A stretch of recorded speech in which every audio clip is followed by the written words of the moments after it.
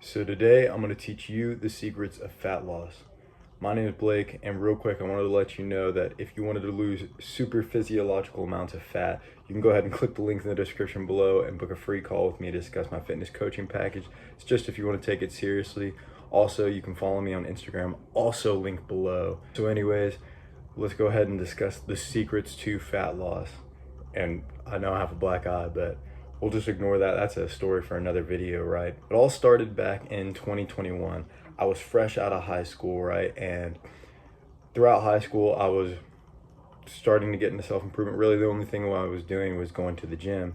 And high school was basically like a permanent bulk, like throughout the whole thing. So at this point, I was a little heavier, and I decided I wanted to get cut. I wanted to see some muscles. I wanted striations. I wanted to look good, you know.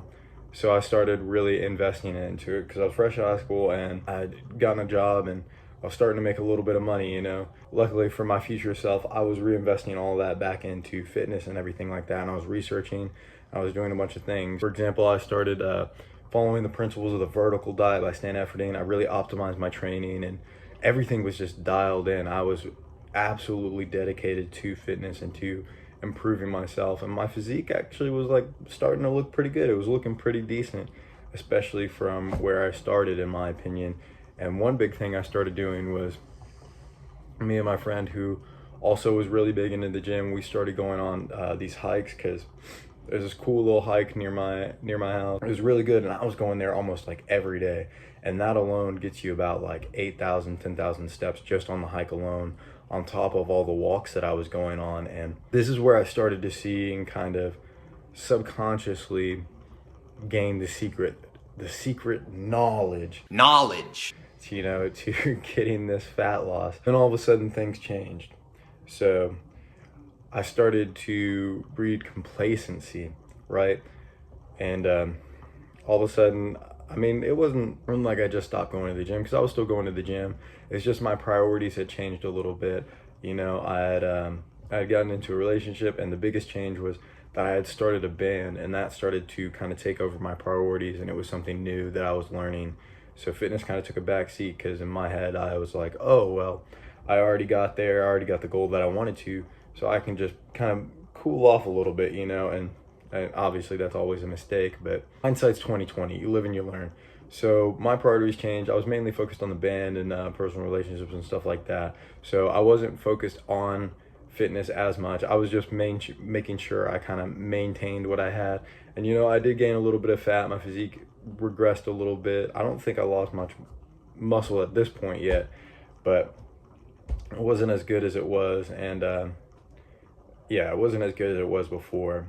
But then all of a sudden, towards the end of 2022, I had a little bit of a health scare.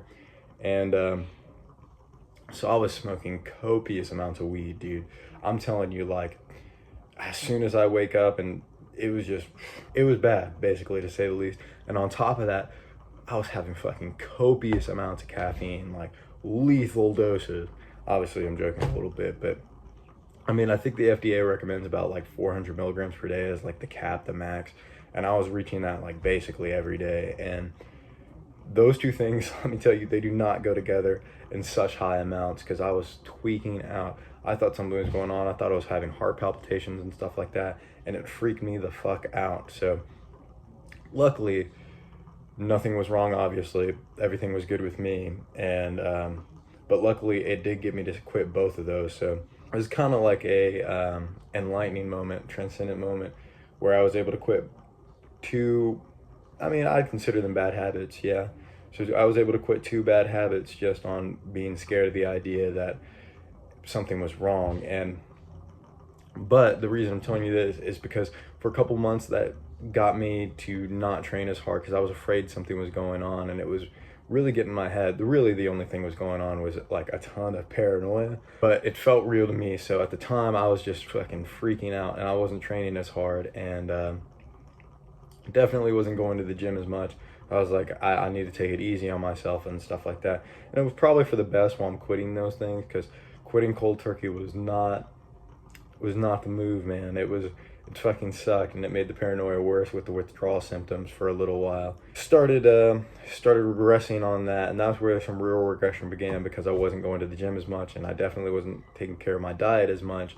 And that's when I got into the relationship I was talking about, and that bred a little bit more complacency, because it came to a point where I did start going to the gym more often again, did start training harder, but then got into a relationship, and then it kind of went back to the same thing. So I wasn't training as hard, and I definitely wasn't eating as good. All of a sudden in 2023, towards the end of 2023, things took a turn, and that's when I decided there needed to be a change. I decided I needed to improve myself again, so I was back on my own, and I started going harder in the gym, and this is where the bulk began, the return of the Blake I once knew and loved, you know what I mean? And I was real deep into self-improvement at this point too. So actually the previous year I was, and then I fell off with the gym again, and then back on it, so back on self-improvement and went through the bulk. And I'll throw up a picture of me at the start of this year at the peak of the bulk. I was sitting at about like 205, and a lot of it was shit weight, because it was just,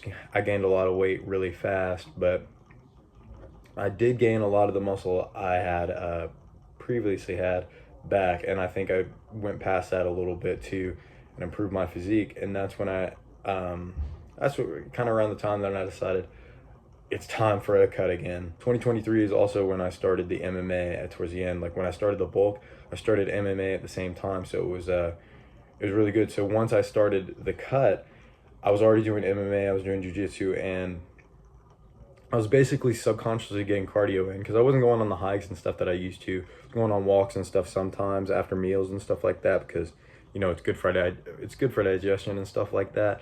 But I wasn't going on the hikes and anything. The only cardio I was doing was really at the gym. Once I started this cut, fat just fucking started dropping. Like I didn't even really have to try very hard. Fat was just going on. The only thing I really changed was I optimized my diet a little bit better, specifically for the cut rather than how it was for the bulk, and fat just like fell off, dude. It fucking melted away. It was really honestly the easiest cut I've ever tried to do in my entire life. And that's when I started to realize the truth behind it is that a lot of the fitness YouTubers that are on the old Sazul, fucking steroids, they'll tell you that it really only matters about calories in versus calories out. And yeah, that works to a certain extent, but like I've been saying this whole video, if you can tell from my stories, this was the moment that I realized that cardio actually works. Believe it or not, cardio actually works. The fitness industry will tell us, they want to tell us all the time that it only matters about calories in versus calories out, but the unsexy answer, the truth, no matter how bad it sounds, no matter how terrified it makes us, is that cardio is really the key there. Because when you're eating a good diet and stuff like that, you don't want to be taken away from your micronutrients and stuff. Like, we already know this. You've probably seen it in your own life. If you've been doing cardio, it's probably a lot easier, because your body is like, you're working, so your body's like, hey, well, now it's time to use some of this stored fat that we have, rather than if you cut your calories and it's like, well, we don't really need this muscle, do we? And then it starts eating away your muscle instead. So that's when I really realized that it was cardio all along. No matter how much we don't want to do it, cardio is actually going to be the key to your fat loss, in my opinion. I think you should just find a fun way to do it. And like MMA and hiking, for me, it didn't really feel like I was doing the cardio, because I've said in other videos that I hate running. I do think eventually maybe you should run every once in a while.